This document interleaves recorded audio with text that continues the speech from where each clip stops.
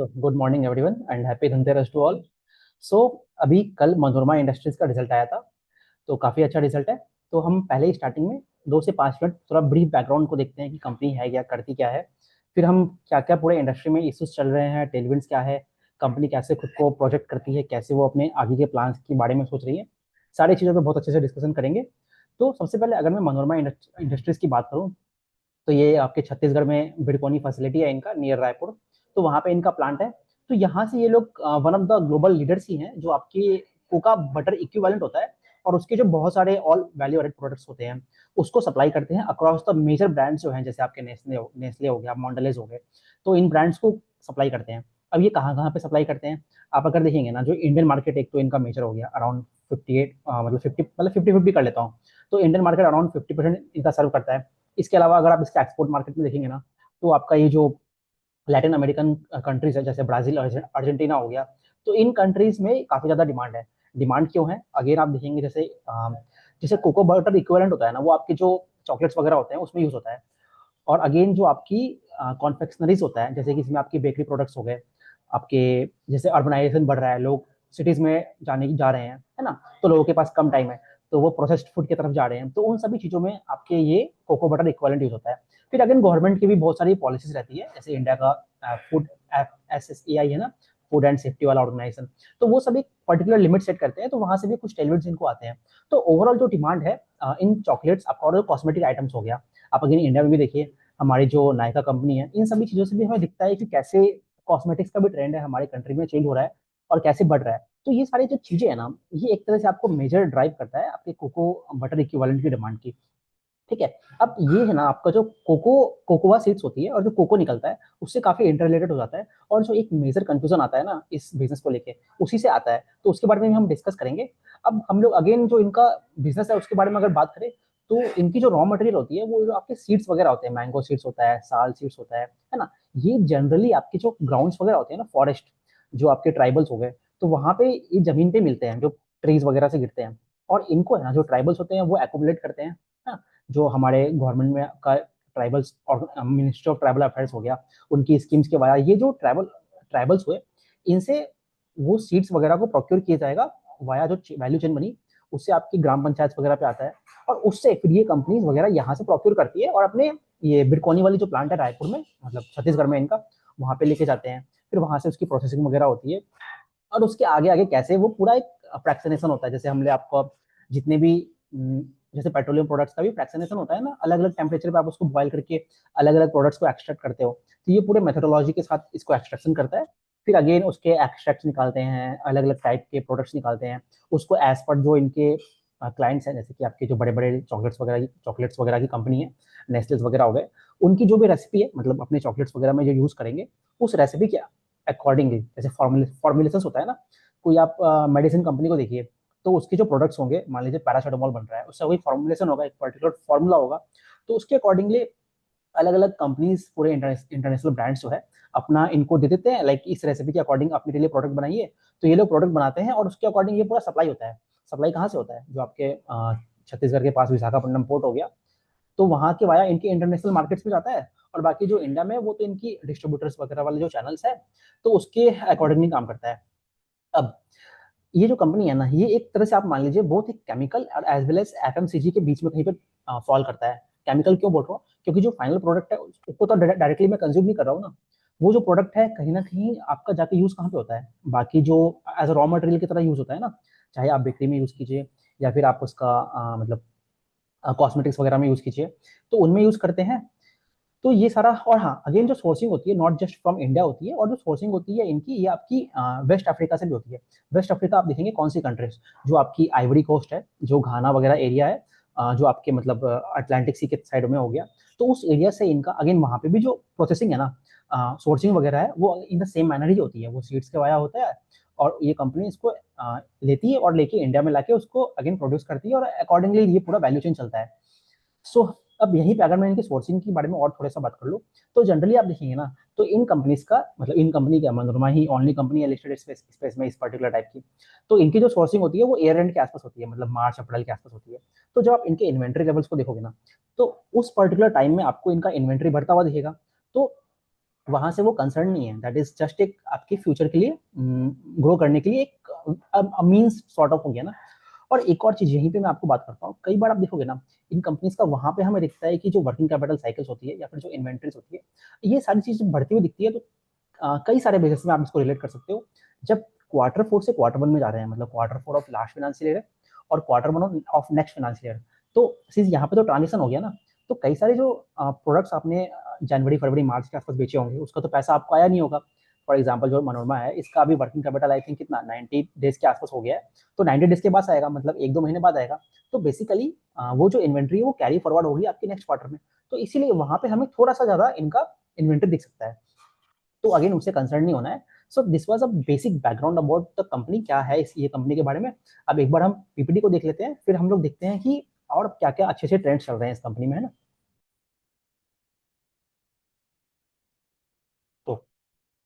तो सबसे पहले तो अगर हम इनके नंबर्स पे जाते हैं, तो अगेन कंपनी जो है इसने काफी अच्छा नंबर्स रिपोर्ट किया है, और नंबर्स रिपोर्ट अच्छा ही कर रहा है पिछले 4-5 क्वार्टर से।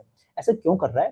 तो अगर आप देखेंगे ना, तो लास्ट आई थिंक क्वार्टर 2 या क्वार्टर 3 में इनकी जो नई फ्रैक्शनेशन प्लांट आई थी, है ना, तो उससे इनका जो कैपेसिटी है वो बढ़ गया था। तो अभी जैसे आप लास्ट क्वार्टर में भी देखिए और इस क्वार्टर में भी देखिए, तो उस कैपेसिटी का रैंप अप हो रहा है ना।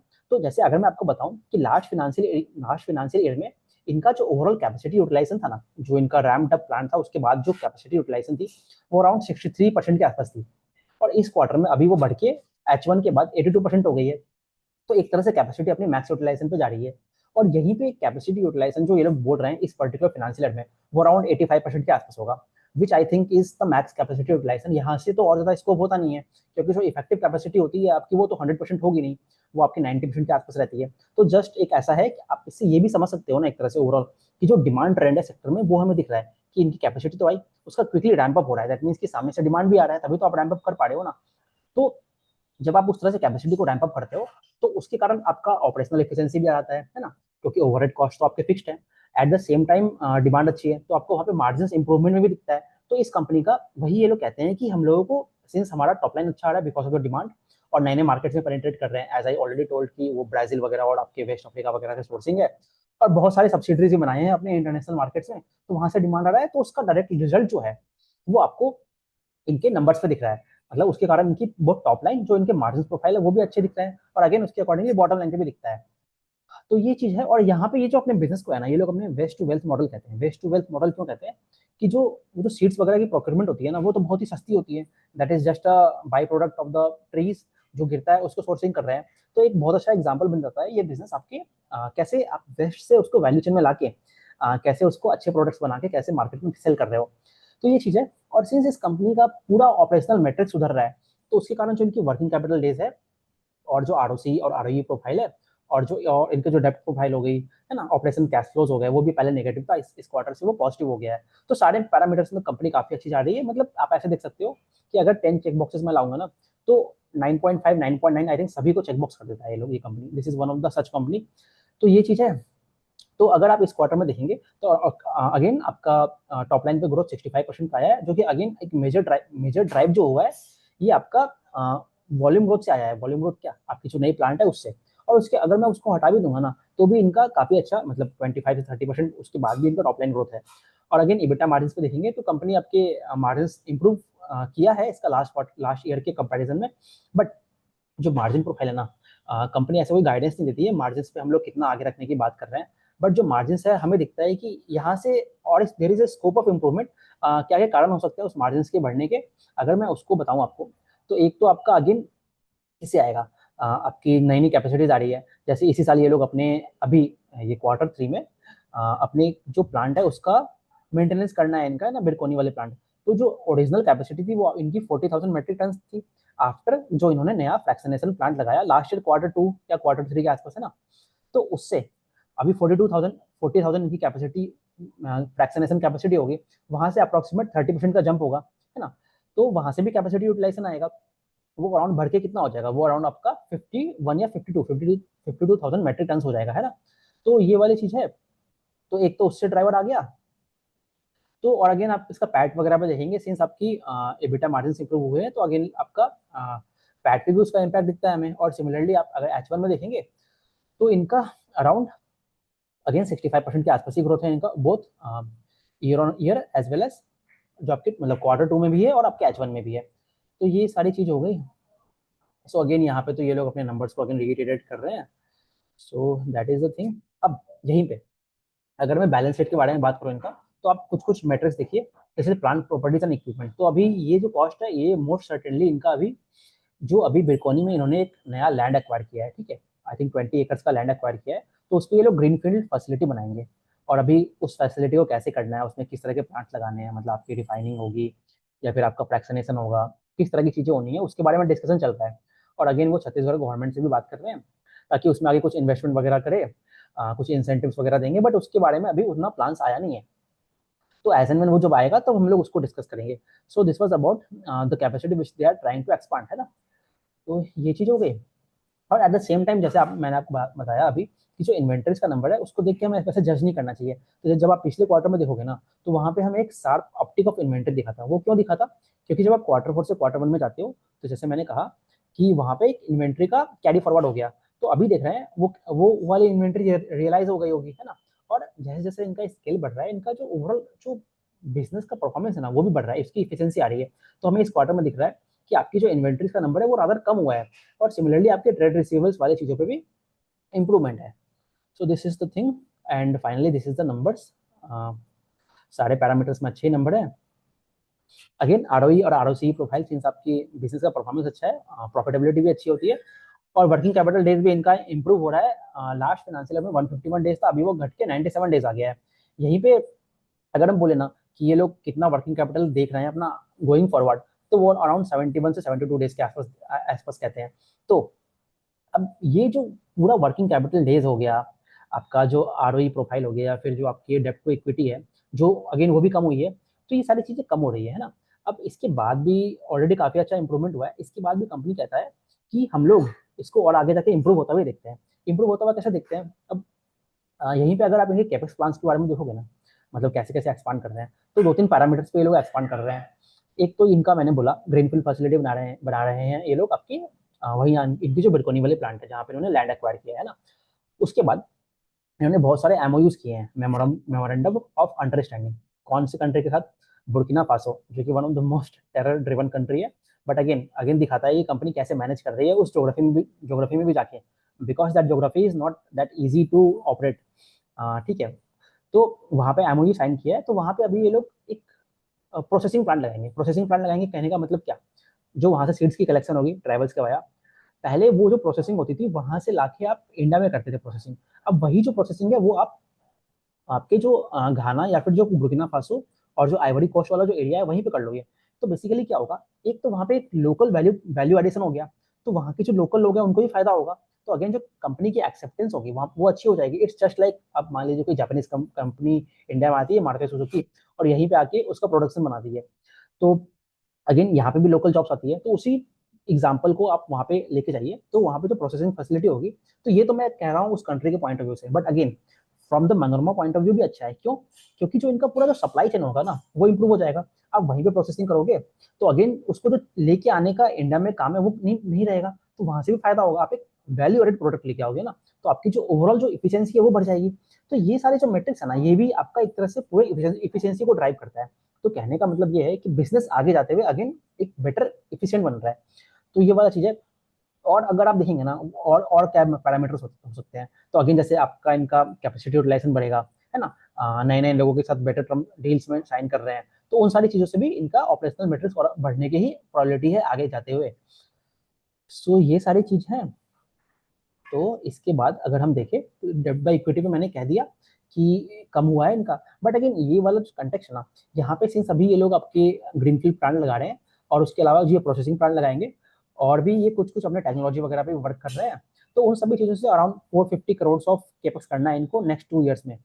तो जब आप वो करोगे ना, केपेक्स करोगे, तो उसके लिए कंपनी अभी तो बेसिकली जो मेथड्स है उसको इवेल्युएट कर रहा है ना। तो उसमें इनका एक तो इंटरनल एक्रूवल्स हो जाएगा, दूसरा आपका डेप्थ से भी बात कर रहे हैं, और बोल रहे हैं कि इक्विटी की भी बात कर रहे हैं। बट अगेन इन्होंने कुछ कंफर्मेशन नहीं दिया है, उस चीजों को ये भी देख रहे हैं। बट इसके पहले जो ये लोग कहते थे ना, कि ये लोग कहते थे कि हम इंटरनल एक्रूवल्स ही करेंगे। फॉर एग्जाम्पल, जो अभी इनका ये वाला जो प्लांट बन रहा है ना, जिसमें प्लांट नहीं मतलब अभी जिस प्लांट का इनका अपग्रेडेशन अपग्रेडेशन हो रहा है ना, जो बिरकोनी वाली फैसिलिटी है इनकी, तो वो जो 30% वहाँ पे इंक्रीमेंट आना है, वो उसके लिए कोई इनको नया केपेक्स की रिक्वायरमेंट नहीं है। वो जो केपेक्स होना है वो आपका इंटरनल एक्रोल से ही आएगा। तो that is what they are saying. But of course जो बचे हुए ग्रीनफील्ड होगी उसके लिए, या फिर जो आपकी बुर्किना फासो वाला प्लांट हो गया, या फिर जो एमओयू साइन कर रहे हैं आपके ब्राजील वगैरह में, तो वहाँ पे जो एमओयू साइन कर रहे हैं उससे क्या करना है। अभी जैसे मैंने आपको स्टार्टिंग में बोला कि जो इंडियन मार्केट है और जो आपकी लैटिन लैटिन अमेरिकन मार्केट है, वहाँ पे डिमांड काफ़ी अच्छा है। उसके कारण भी मैंने बताया। तो उस ज्योग्राफी में, लैटिन अमेरिकन ज्योग्राफी में, तो वहाँ पे जब डिमांड अच्छा है, तो एक प्लेयर जब वहाँ पे जाके किसी कंपनी के साथ टाई अप करता है, उनकी फैसिलिटी यूज करेगा, तो बेटर कोऑर्डिनेट कर पाएगा ना। मतलब वहाँ के ज्योग्राफी में और इजी होगा। इट्स जस्ट लाइक आप जैसे बीकाजी भुजिया है, वो नेपाल में जाके गोपाल स्नैक्स के साथ वहाँ की ज्योग्राफी को पेनिट्रेट करने की कोशिश कर रहे हैं ना। It's just like that. तो ये कंपनी वहाँ पे जाएगी, तो वहाँ पे डिमांड अच्छा है, तो वहाँ से इनको मार्केट को टैप करने में आसानी होगी। तो this is these all things what the company are doing. तो ये सारी चीजें हो गई इनके प्लान्स के बारे में। और यही हमें एक ये भी चीज बताता है कि कंपनी का जो ओवरऑल जो डिमांड ग्रोथ है, वो कैसे आपका आगे जाके दिख रहा है इनको। मतलब जैसे हम ये कह सकते हैं ना कि ये कंपनी इस पर्टिकुलर ईयर में, तो मान लीजिए इतने बड़े बेस के बाद इस तरह का केपक्स करने के बाद इनका डिमांड आ रहा है, क्या वो डिमांड आगे सस्टेनेबल रहेगा। तो अगेन हमें यहाँ से ये भी दिखता है कि किस तरह से ये नए नए मार्केट्स में जा रहे हैं, तो नए नए क्लाइंट्स को एक्वायर कर रहे हैं ना, आपके नए कैपेसिटी लगा रहा है। तो ये सारी चीजें हमें दिखती है। तो बेसिकली द थिंग इज कि डिमांड भी इनका अच्छा है। अब यहीं पे मैं आपको एक छोटा सा गाइडेंस के बारे में बताता हूँ इनका। तो जैसे जो कंपनी है ना, तो कंपनी तो वैसे जनरली कह रही थी कि हम Q4 के एंड में ही हम कुछ FY27 के बारे में कुछ ही बताएंगे, है ना। मतलब जब FY20 नेक्स्ट, मतलब नेक्स्ट ईयर के मार्च या अप्रैल में बताएंगे। बट जो इनका अभी ये जो प्रोसेसिंग फैसिलिटी लगना है और जो ग्रीनफील्ड फैसिलिटी लगना है ना, उससे भी एक रफ एस्टिमेट दे दिया है इन्होंने कि उस प्लांट से अराउंड 2000 करोड़ ऑफ, नहीं सॉरी, 1800 से 2000 करोड़ तक का केपस कर सकते हैं वहां से। तो अगेन उससे कितना रेवेन्यू जंप दिखता है वो भी काफी सिग्निफिकेंट है। उस चीजों के बारे में मैं अलग से पूरा डिस्कस करता हूँ, है ना। सो this is a thing. Now इसके बाद यहीं से कंटिन्यू करते हैं हम लोग। तो अभी तो ये अपना पूरा यूनिक प्रोपोजिशन बता रहे हैं। अभी देखिए यहीं पे बात करते हैं हम लोग इनकी कॉम्पिटिटिव एडवांटेज की। तो अब जैसे मान लीजिए thousands of tens of thousands of farmers या फिर जो आपके ट्राइबल हैं उनके साथ इनका टाई अप्स है। अब किसी नए कंपनी के लिए आना और इस पूरे वैल्यू चेन को कमांड करना, है ना, वो इतना इजी नहीं होगा, क्योंकि इनको उसमें एक साल, मतलब एक साल 2 साल में तो होता नहीं है ना, उसमें पूरे 10 साल लगता है। तो यही कंपनी कहती है कि दिस इज द मोट, मतलब इनका यूनिक सेलिंग पॉइंट है। तो इसलिए किसी नए प्लेयर के लिए बिजनेस में एंटर करना और मार्केट को टैप करना इतना आसान नहीं है।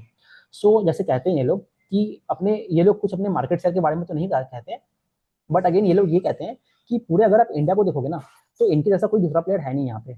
और इवन जो वर्ल्ड स्टेज में भी है, तो वहाँ पे भी they are a major player, मतलब कुछ ही ऐसे प्लेयर है जो इस तरह का काम करते हैं। अगेन ये भी दिखाता है कि कंपनी कितना, मतलब कॉम्पिटिटिव एडवांटेज कितना है इस कंपनी को।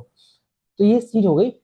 और अगेन जो क्लाइंट्स वगैरह है, हमें पता है इनके जो मतलब जो और जो टॉप कंपनीज है आपकी चॉकलेट्स या फिर कॉन्फेक्शनरीज वाली, तो वो सारी कंपनीज से है। और अगेन जो मैन्युफैक्चरिंग एक्सीलेंस है, जो इनका प्लांट है वहाँ पे कैसी R&D होनी है, वो सारी चीजें भी है इनकी।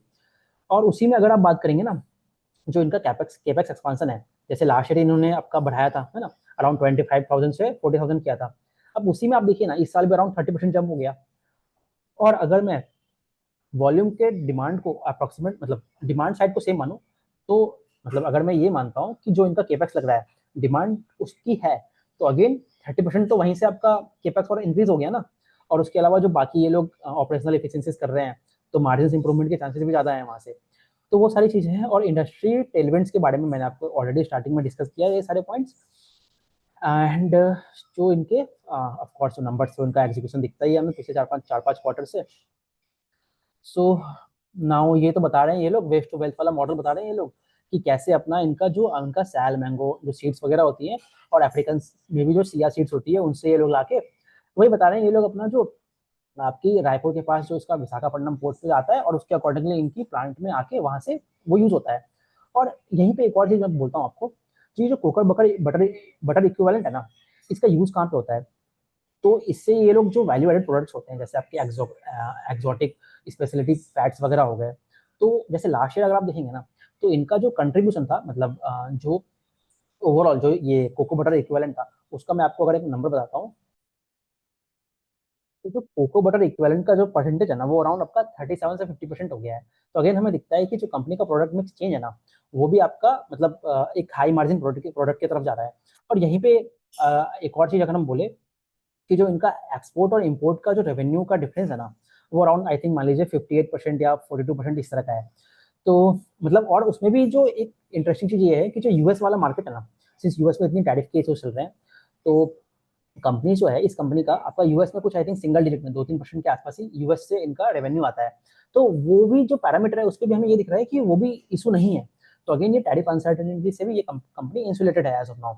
और इसके अलावा अगर आप हम ये देखते हैं कि जो इनके जो क्लाइंट कॉन्सेंट्रेशन क्या है, अगर मैं इसके बारे में आपको बताऊं, जस्ट 1 सेकेंड, तो मैं आपको बताता हूँ कि जो इनके टॉप कहाँ गया, जो इनके टॉप टॉप 10 कस्टमर्स है ना, वो इनका अराउंड 40% रेवेन्यू भी कंट्रीब्यूट करता है ना। और ये है तो इसके हमें ये भी दिखाता है कि काफी डाइवर्सिफाइड इनका है। तो दिस इज द थिंग। सो इसके अलावा ये तो इनका पूरा सप्लाई चेन के बारे में है, जो ये लोग बता रहे हैं कि कैसे मतलब पूरे इनका ट्राइबल के साथ है, उसमें सारे आपके जो सीड्स वगैरह फॉरेस्ट में मिलता है, ट्राइबल लोग उसको कलेक्ट करते हैं, उसके बाद एक क्लीनिंग वगैरह होती है और वो उनके सेंटर्स वगैरह पे आता है। उसके बाद जो इनकी पूरी, और सेम आपकी अफ्रीका में भी उस तरह का ही सेगमेंट है। तो ये पूरा इनका बहुत जो साल सीड्स वो इंडिया में हो गई, और सिया फॉरेस्ट जो अफ्रीका के हैं, इनसे लेके आते हैं ये लोग। तो ये again this is an example which they are saying कि भाई जिस तरह से ये लोग अफ्रीकन और एज वेल एज जो इंडियन मार्केट से कैप्चर मतलब लेते हैं, है ना। And this is the whole manufacturing मतलब जो प्रोसेस है इनका। तो ये तो इनका सिंपल सा प्रोसेस है, बेसिकली जो भी केमिकल हम लोग केमिस्ट्री वगैरह में पढ़ते थे, तो वही प्रोसेस का पूरा एक एग्जांपल दे दिया इन्होंने। जैसे आपका ऑयल से केक्स वगैरह बनते हैं, सॉल्वेंट एक्सट्रैक्शन होता है, फिर फ्रैक्शनेशन होता है, और फिर जो बाकी प्रोडक्ट्स हैं अलग अलग तरह के प्रोडक्ट्स में उसको लेके आके उसको सेल करते हैं। तो एंड में जैसे आप देखेंगे यहाँ पे आपकी कोकोआ बटर इक्विवेलेंट को यूज कर रहे हैं ये लोग। बाकी ब्लेंडिंग वगैरह करके स्टेरिन वगैरह बनाते हैं, ओलिन बनाते हैं। ये भी अगेन आपके जो फॉर्मुलेशन होते हैं ना, अलग अलग जगह में यूज होते हैं आपके कॉस्मेटिक्स वगैरह में, मतलब किसी कंपनी को कुछ चाहिए, किसी कंपनी को कुछ चाहिए, तो उसके अकॉर्डिंगली यूज होता है ये। सो ये है अगेन, ये अपना पूरा बता रहे हैं कि किस तरह से मतलब किस किस सेगमेंट में हम लोग जो टाइम पीरियड होता है उसके आसपास कलेक्ट करते हैं। तो अगेन आप देखेंगे ना, जो कलेक्शन पीरियड है आपका Q1 के आसपास ही दिख रहा है। तो ये सारी चीजें हैं। ओके, ये इनका पूरा जो इनका प्लांट वाला पूरा दिखा रहे हैं ये लोग। अभी ये लोग जैसे जैसे जो इनकी अभी डिफाइनिंग फैसिलिटी होगी ना, रिफाइनिंग होगी, उसी में जाके ये लोग वेस्ट अफ्रीका में भी कर रहे हैं। और इंटर एस्टरिफिकेशन क्या होता है, वो हमने बचपन में केमिस्ट्री में पढ़ा था ना, एस्टर्स वगैरह होते हैं जिसमें एक एरोमेटिक स्मेल आता है। तो वो सारी चीजें हैं, सिंस उसी तरह के प्रोडक्ट सेगमेंट में काम कर रहे हैं ये लोग। और फ्रैक्शनेशन प्लस फैसिलिटी तो इनकी जो अभी लास्ट ईयर के Q2 में आया था, तो उसकी बात है। So this is all there are saying कि भाई कैसे कैसे हम लोग अपने कैपेसिटी को एक्सपांड कर रहे हैं ना। तो ये बता रहे हैं, और यहाँ पे राइट हैंड साइड में इन्होंने सीबीई का एक इमेज दे रखा है। So this is a thing, let's continue. Again ये लोग बता रहे हैं कि सीएजीआर में कैसे उनका कैपेसिटी का एक्सपांशन हुआ है, उसके बारे में बता रहे हैं। तो अगेन हमें वहां से भी दिख रहा है कि वो जो फ्रैक्शनेशन है वही 20% सीएजीआर पे ग्रो कर रहा है, और डिमांड तो अच्छी है ही हमारी इनकी मतलब। सो ये सब तो बाकी इनके R&D फैसिलिटीज के बारे में है। अब ये कुछ इनके नए प्रोडक्ट्स लॉन्च के बारे में बता रहे हैं ये लोग। मतलब जैसे जैसे आप नए नए मतलब ज्योग्राफीज में जाओगे तो वहाँ आपको नए प्रोडक्ट्स लेके जाने पड़ेंगे, क्योंकि आपको नए नए जो कंपनीज होगी उनकी जो रिक्वायरमेंट होती है वो अलग अलग होती है। तो उसके बाद बारे में चीज़ें हैं, and this is their clients. सो ये सारे क्लाइंट्स हो गए इनके, और जो इनके जो क्लाइंटल्स हो गए, और जो इनके ये वाला था इनका जो इनके क्या कहते हैं इसको, सर्टिफिकेशन वगैरह हो गए है ना, जैसे एफएसएसआई का सर्टिफिकेशन है इनका, आईएसओ के सर्टिफिकेशन हो गए। तो ये सारे हो गया अभी। तो ग्रोथ स्ट्रेटजी के बारे में अगर हम बात करें इनका, तो और ये जो इन्होंने अभी तक सब्सिडरीज है इनकी, इसके बारे में इन्होंने अभी तक ज़्यादा कुछ अपडेट दिया नहीं है। बट बेसिकली जो सब्सिडरीज है ना, इसके बाद क्या करेंगे ये लोग, उन मार्केट में बेसिकली अपने ऑफिस खोल लेंगे। वहाँ पे जो कस्टमर एक्विजिशन होगा उसके पर्पज के लिए जा रहे हैं ये लोग, है ना। तो ये सारा चीज़ है। और जो बुर्किना फासो है वहाँ पे तो ये लोग प्रोसेसिंग प्लांट भी बनाएंगे अपना। और ये अगेन आपका मोस्टली देखेंगे ना, ये जो टोगो नाइजीरिया, ये जो सारी फैसिलिटीज है ये आपके सब वेस्ट अफ्रीका वगैरह में ही आता है। सो ये सारा हो गया। तो ये तो था इनके पूरे पीपीटी के बारे में। अब हम लोग और जो इंटरेस्टिंग पॉइंट्स है उसको डिस्कस कर लेते हैं।